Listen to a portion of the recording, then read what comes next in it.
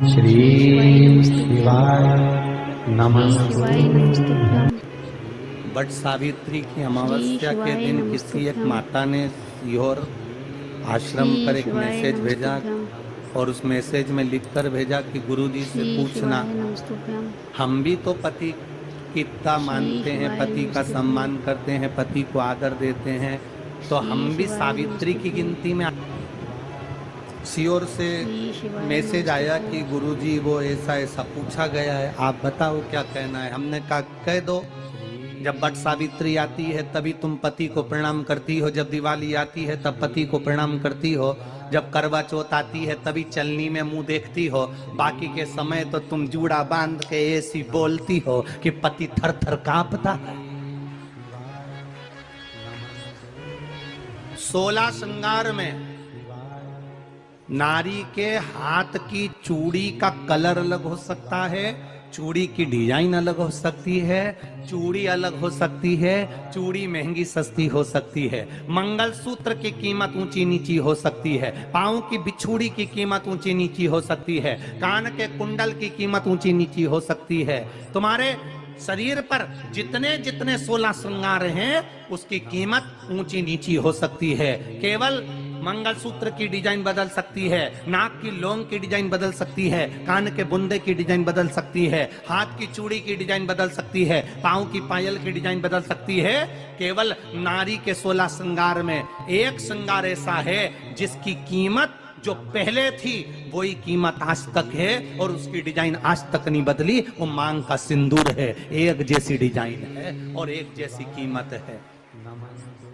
सारे श्रृंगार की कीमत अलग है, पर मांग में जो सिंदूर डाला जाता है वो एक कीमत का होता है, एक डिजाइन का होता है और एक जैसा होता है, और वो सबसे भारी होता है। सावित्री यमराज से कह रही है मेरे पति को छोड़ दो। यमराज कह रहा है सावित्री तेरा पति मर चुका है, मांग के सिंदूर को पोंछ दे। सावित्री कहती है पूरा श्रृंगार उतार दूंगी पर मांग का सिंदूर नहीं पूछने दूंगी। तब यमराज ने कहा जब तक तू मेरे मांग का अपनी मांग का सिंदूर नहीं उतारती तब तक तू मेरे पास नहीं आ सकती।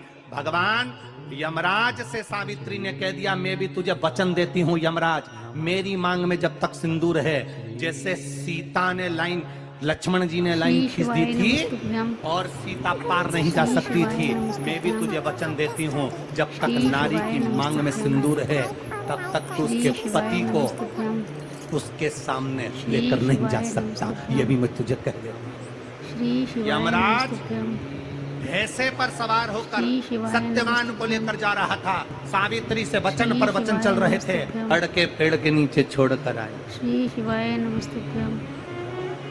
क्या चाहिए तुझको, क्या चाहिए तुझको, क्या दूं मैं तुझको, कुछ मांग ले मुझसे। सावित्री कहती है क्या दोगे आप, मेरे पति के प्राण दे दो बस वापिस, और कुछ नहीं चाहिए। जब यमराज यमलोक में प्रवेश करने लगा, मांग के सिंदूर में से थोड़ा सा सिंदूर सावित्री ने केवल हाथ में लेकर अपनी बिंदी पर जो लगाया, सत्यवान को लेकर यमराज अंदर नहीं जा पाया। बाहर खड़े होकर कहता है मांग ले, मैं तुझे एक वचन नहीं, तू बोले तो मैं 2 वचन दे देता हूँ, तू बोले तो मैं 3 वचन दे देता हूँ, तू मांग क्या चाहिए। तब सावित्री ने कहा देना चाहते हो, हाँ। अब यमराज को लगा कि लालच में पड़ गई सावित्री, तब कहा पहला वचन दीजिए, मेरे अंधे सास ससुर के नेत्र वापिस आ जाएं। यमराज ने कहा तथास्तु। दूसरा वचन दीजिए, मेरे सास ससुर अपने पोता पोती का मुख देखें। यमराज ने कह दिया तथास्तु।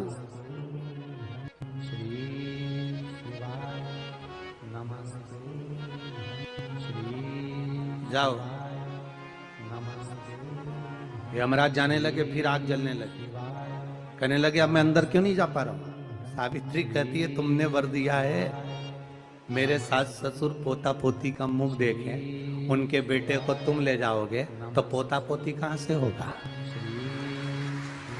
छोड़ कर जाओ।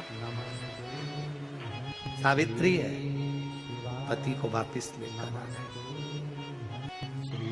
कर्जा मुक्ति के लिए सारे वृक्षों में अगर कोई श्रेष्ठ वृक्ष माना गया है तो वो बट का वृक्ष माना गया महाराज। इसलिए प्रशासनिक कार्य के लिए, मानसिक टेंशन में, परेशानियों में बटकेश्वर महादेव का स्मरण किया जाता है।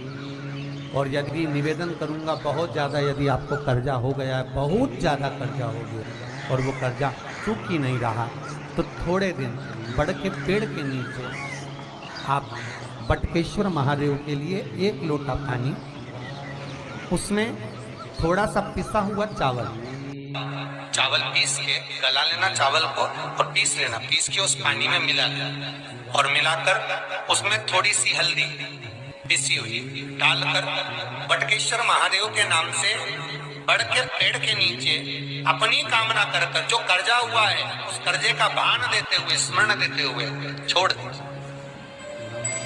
महाराज 2 या 3 सोमवार एक ही जगह पर करना।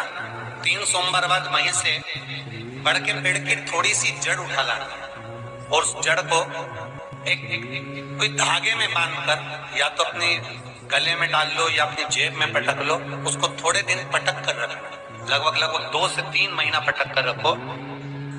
वो जड़ जैसे बड़ का पेड़ विस्तार होता है, पानी गिरे ना गिरे, जल वृष्टि हो ना हो, गर्मी पड़े ना पड़े, उसको कोई फर्क नहीं पड़ता। बड़ का वृक्ष आप रूप फैलता जाता, उसकी जड़ें अपने आप प्रबल होती है। उसी तरह ये बटकेश्वर महादेव कहीं से भी अगर जड़ आपके पास में रखी है 1 महीना, 2 महीना, 3 महीना तक, तो ये जड़ अपने आप लक्ष्मी को पकड़कर खींच कर लाती है और कर्जे